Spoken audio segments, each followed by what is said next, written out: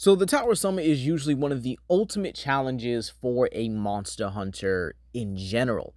It's actually believe it or not, the tower actually means you've reached the peak of hunting here. And you have to now fight the variants and the more dominant subspecies of these particular monsters. And finally, most of the time, it ends off with a black dragon level threat. Fatalis, Elatrion, Diseufiora, and I forgot the other one. It's called Merphysodian. But today we are actually going to keep it very simple, as today we have an underrated character, Cyclonus the Warrior, and member of the Lost Light, and Tailgate's love interest. Yeah, Transformers really don't care, and I actually do appreciate them for that, because we know, how it works and functions here. But let's actually go ahead and, yeah, hope you guys enjoy the gameplay. It's Evolve. So, for the Tower Challenge, we are actually going to be using the Monster Hunter Rise version just to keep everything simple, as again, this is the first time I'm doing this, so I kind of want to get a feel for it for you guys, and maybe, who knows, maybe another Transformer will go through the toughest version of this tower. So yeah, let's actually talk about it. So the monsters we're going to be putting here are in order from Lucent Nargacuja, okay, Flaming Espinas, both Gold Rathian and Silver Rathalos.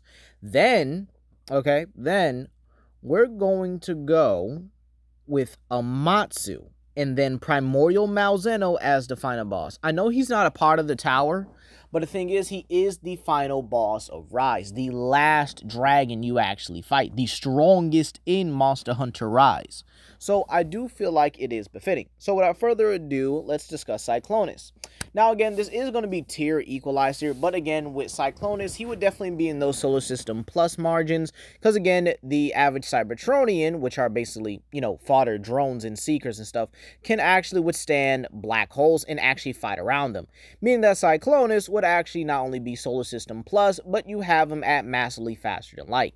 However, again, we are equalizing the tiers so that the monster hunters or the monsters don't absolutely get dominated, as this, again, is the IDW rendition of Cyclonus, who has done the following. He's disarmed Drift and pinned him in a matter of seconds. Keep in mind, Drift is a highly skilled martial artist, and, well, yeah, there would actually be nothing to stop Cyclonus from killing him at that moment. He was also able to beat Star Saber, a character that has fought Fortress Maximus, Mirage, and other Autobots that are capable of drawing blood from an Or-13 Megatron, meaning, again, you do have that, much higher upscaling, but again, Megatron is not trying to fight them, so they don't really scale to him.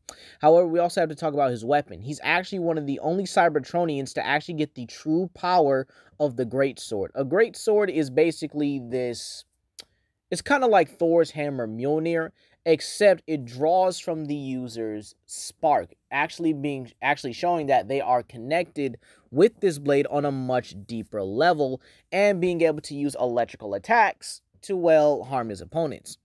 And then we have the sheer fact that Cyclonus is actually a very high tier martial arts within the verse, actually understanding the form of Metallico, which is a Cybertronian martial arts, and actually does pressure points when not having a weapon. So without further ado, let's begin, and we're starting off with Lucent Nargacuja. Now, Lucent Nargacuja is actually, well, I'm not going to say he is one of the easier ones, but again, he is the first level of this, or at least of this, Tower Summit here. And, well, Lucent Nargacuja's main thing is turning invisible, bombarding you with blade-like quills to the point where they can cut and make the opponent bleed, so that's going to be a big problem here. And, well, he's still stronger than the average Nargacuja, being on an Elder Dragon level. So, yeah, this is actually going to be a problem for Cyclonus here.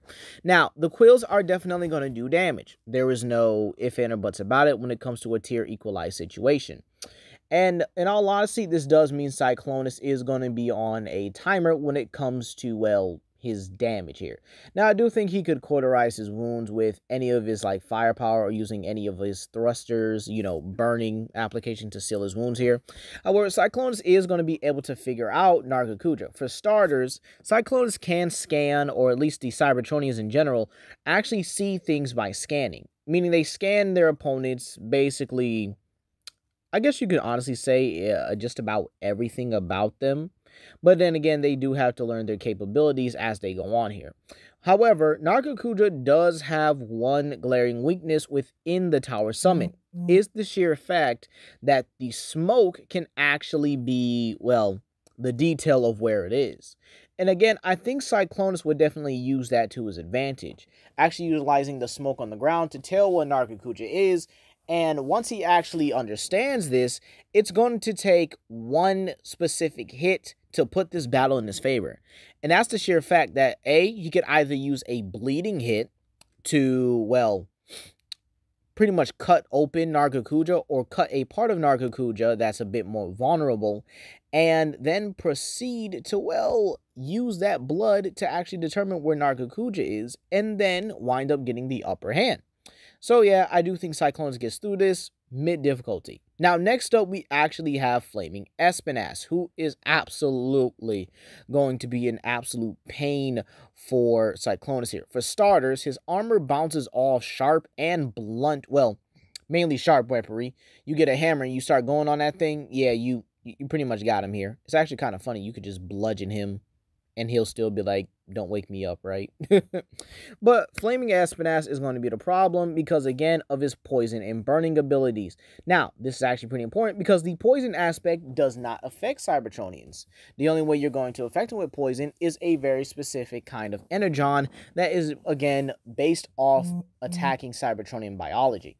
Now, you might say, well, aren't Cybertronians part organic? And again, that is a very big it's like a iffy when it comes down to it. Cybertronians are definitely techno-organic, but again, they're not fully organic matter like they are with Maximals, in all honesty.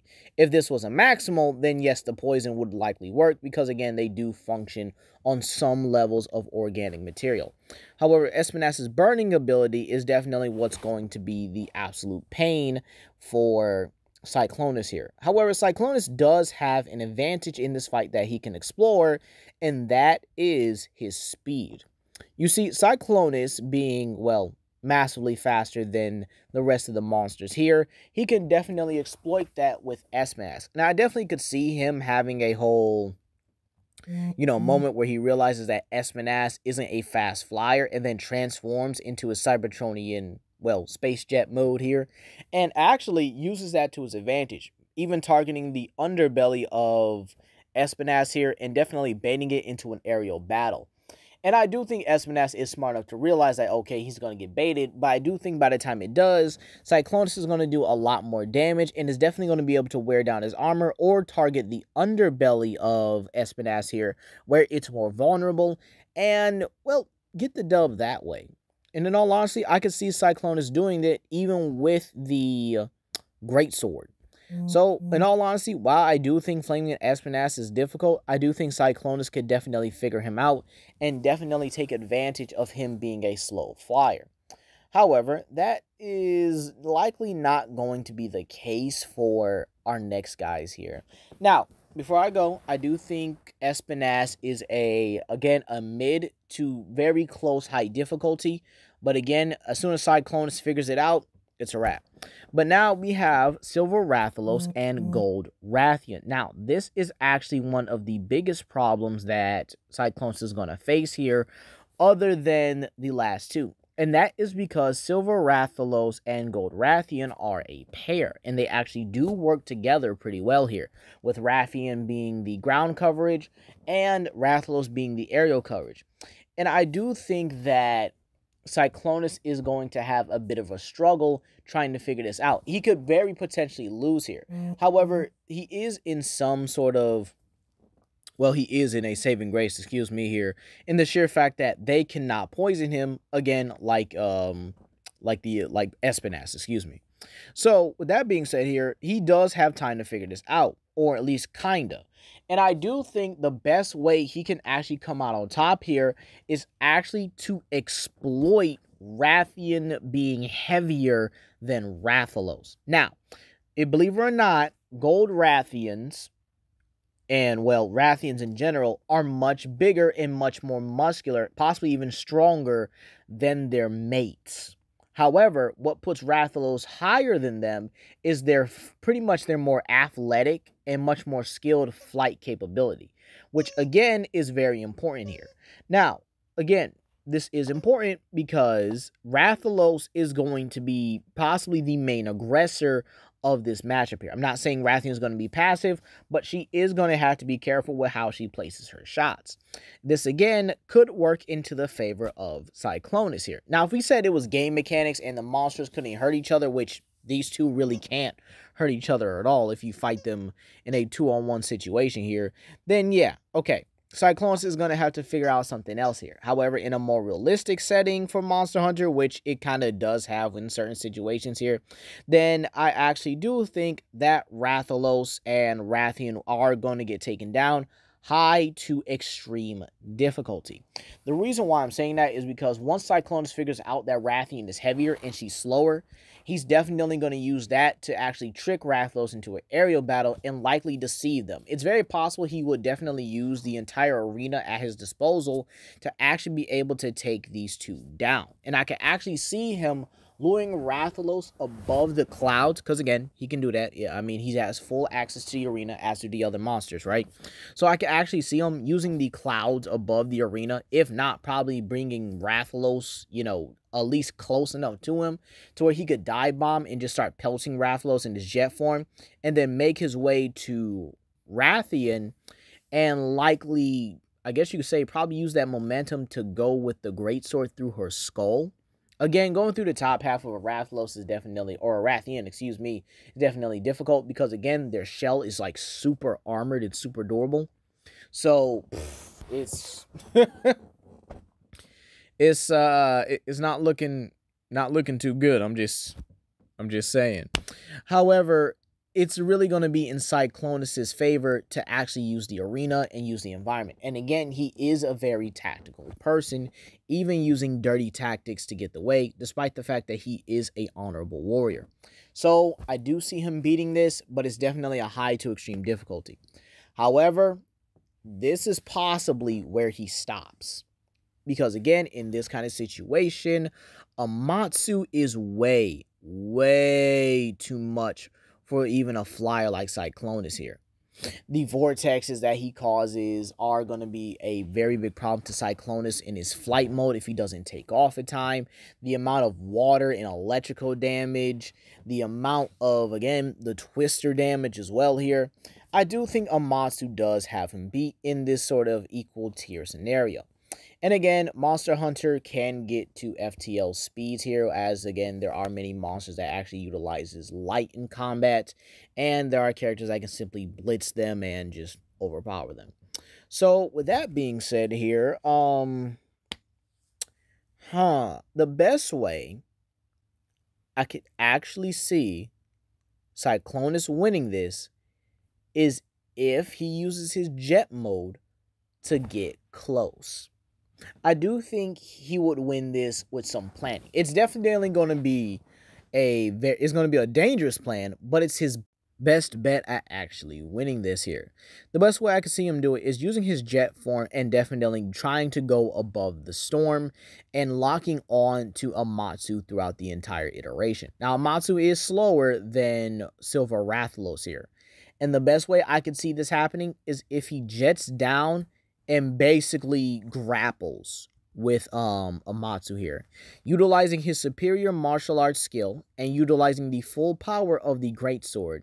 He's able to deal some electrical and even get through the thick skin of Amatsu. And this is where also those pressure points can come in as well.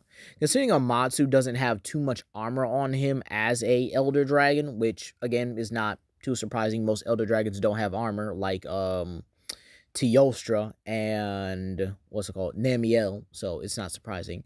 So utilizing his pressure points, it's very possible he could definitely hit a nerve to where it does paralyze Amatsu, and then utilizing the Great Sword to finish it off. But again, this is a very risky and very dangerous ploy.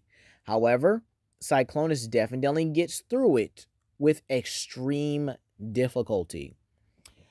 But this is where he's definitely stopping.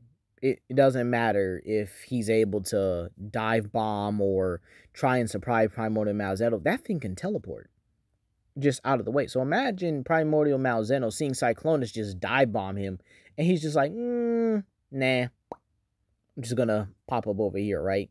And the sheer fact that, again, Malzeno also has his own form of weaponry in his wings and tail. Now, do I think they can match the Great Sword in terms of its raw power if it's fully unleashed? No. However, his weaponry could easily still disarm Cyclonus and definitely trip him up. Cyclonus is a great warrior, and he's a okay at best tactician. However, when it comes to Primordial Malzeno, he definitely has a lot more ways to get around Cyclonus' intelligence, and plus he is incredibly intelligent himself, as pretty much all the monsters are. They're actually highly intelligent creatures.